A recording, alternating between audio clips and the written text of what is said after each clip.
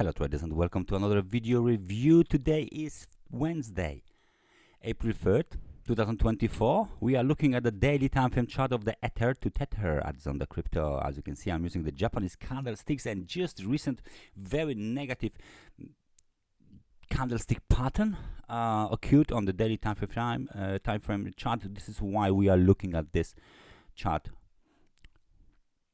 right now. So we are talking about this one doesn't look pretty. It looks like bearish engulfing pattern, obviously, right? And what is worse is that it was made maybe in wrong place, because it's not immediately after the some kind of a local uptrend was made, right? So you can see it here, because we got something like a pin bearish candle at the end of the local uptrend. Then we have the consolidation.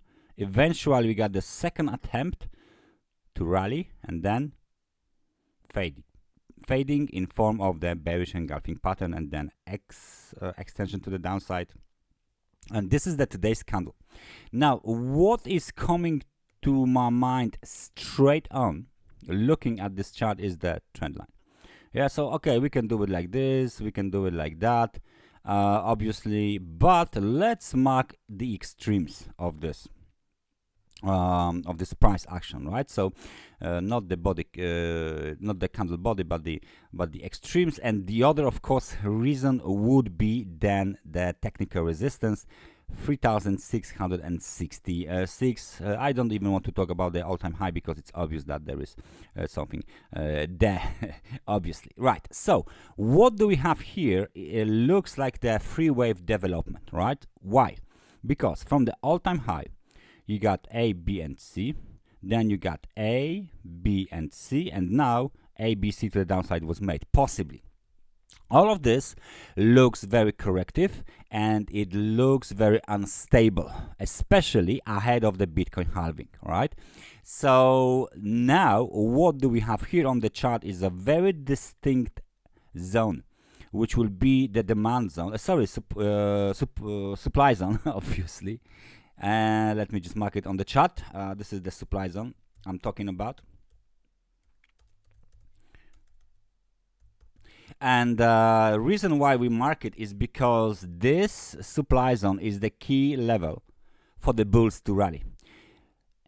If there is no breakout above this supply zone, we cannot say that the uptrend is resumed, and the uptrend is quite significant here, as you can see, right? So we need decisive, strong, impulsive breakout above 3744 and close of the daily candle away from this level. Then we can say we have the bullish breakout, and the all-time high is next. Otherwise, we can stay in this zone, or even below this zone. We can stay in this consolidation for quite extended period of time, possibly even longer than the Bitcoin halving. So after the Bitcoin halving, we can then have some kind of a movement up or down, right? So please prepare yourself for the period of the decreased volatility, uncertainty. Please be prepared for the period when apparently the movement will not be movements of the cryptocurrency markets, and of course including the Ethereum, will not be that big. Few percent a day, that will be it, until the Bitcoin halving is finally done, and then we can resume the trading and go back to business as usual. Now that's everything from me for today. Thank you very much for watching this analysis, and I hope I see you guys next time. So take care and bye bye.